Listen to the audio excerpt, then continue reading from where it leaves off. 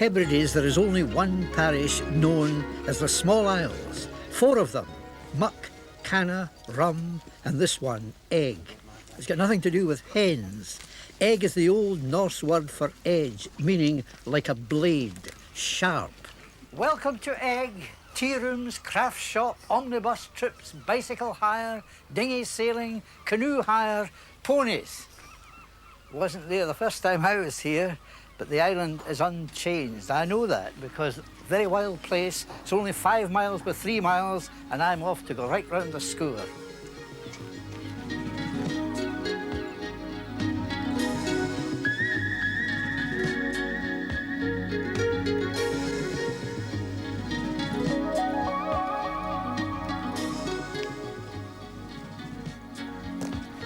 Eigg is the nearest island to the mainland.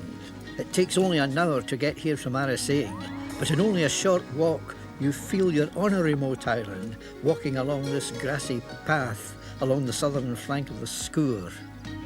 The pass is known as the Gareth Bellach, the Rough Pass. And it's such a peaceful walk you might think that this was an island where nothing happened. But the history of Eigg is one of violence.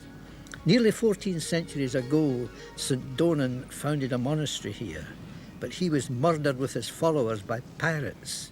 The monastery was refounded and destroyed by the Norsemen.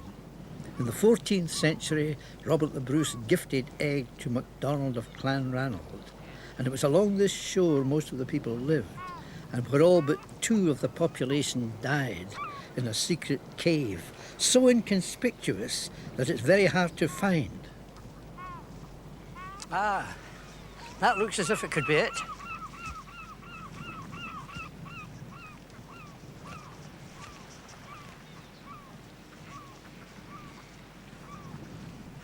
Ah, McDonald's Cave, the black hole of Eigg.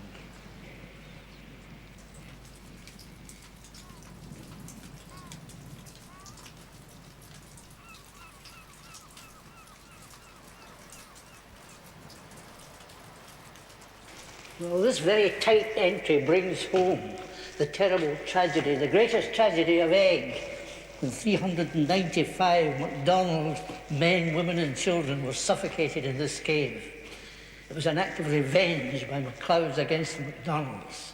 It was a winter day, and the people crowded into this cave to escape the MacLeods. They settled down in the cave, but one man went out to see if it was clear. And during the interval, a fall of snow had taken place, and the MacLeods weren't away. And they were able to follow the footprints back to the cave. And of course, they couldn't get into the cave because the entrance is so narrow it could be well defended.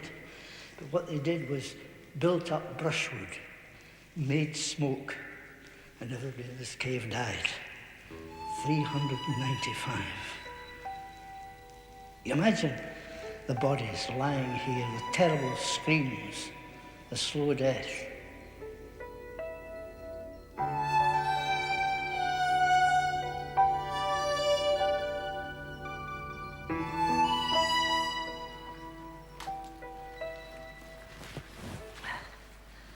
If only that man hadn't gone out to see if the coast was clear, all would have been well. It's certainly good to get into the daylight. It feels warm out here after the cold in there. Let's get my pullover off. Marvellous day to be here. Now there's another cave along the coast that I want to see. We've got to go over that wee headland. Looking forward to seeing it. It's known as the Cathedral Cave.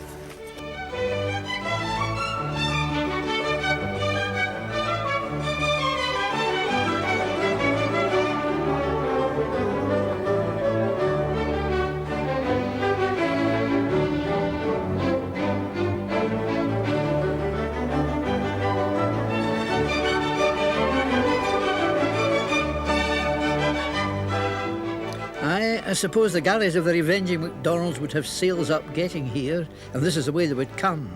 Past Horse Island, which is part of the low-lying island of Muck, smallest but most fertile of these small isles. I chose my time to descend to the Cathedral Cave because you can be trapped inside at high tide.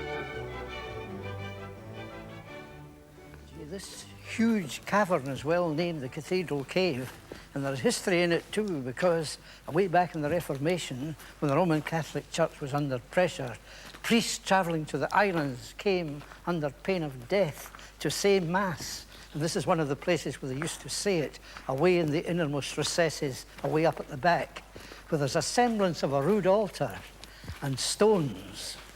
And that was a very, very bad time, because that was the period when Iona was robbed of its library and 350 of its sacred crosses were broken up.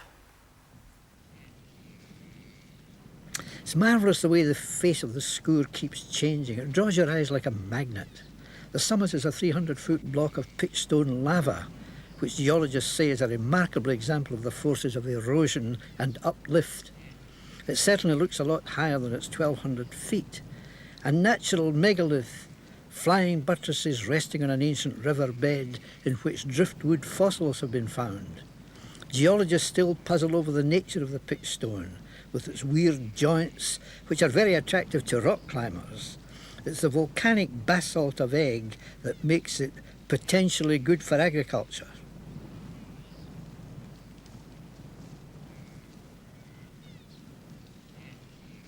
This was once the busy township of Grúlan, but the bracken has taken over and it's hard to see the ruins of the old houses. The houses belonged to the folk who were evicted in 1853 to make way for sheep. In these bad times, the clansmen had no security of tenure, and if they wanted to remain in Eigg, they had to go to the north of the island and break in new ground. It was either that or leave.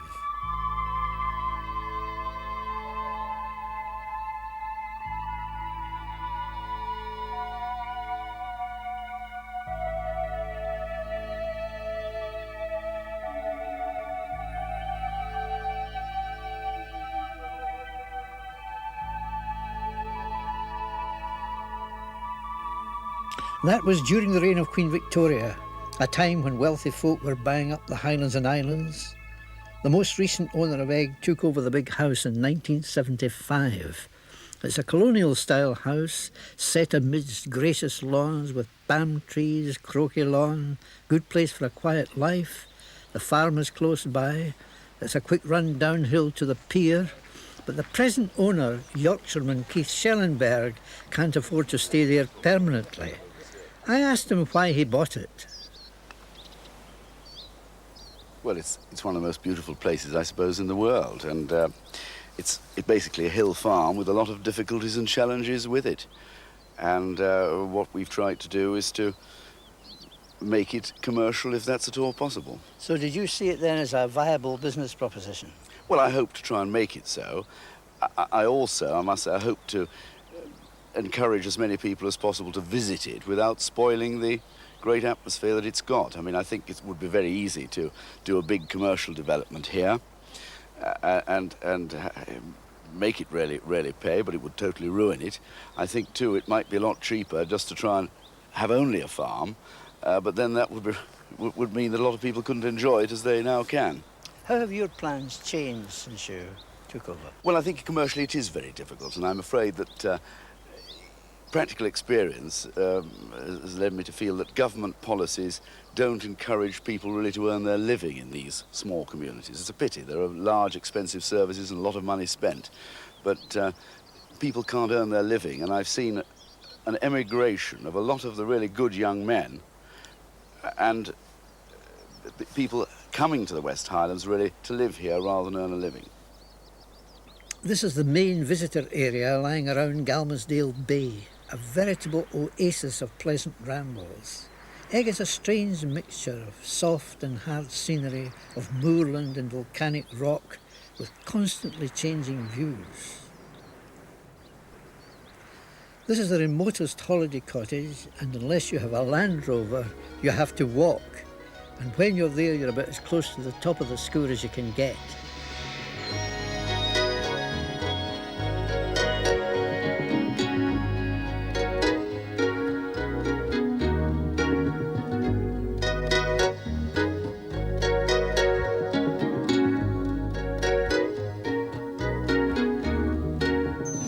On the topmost point of Castle Island, the best laird that Eigg ever had lies buried. From the time of buying Eigg in 1893 to his death in 1913, the island flourished. Everybody was put to work improving the place.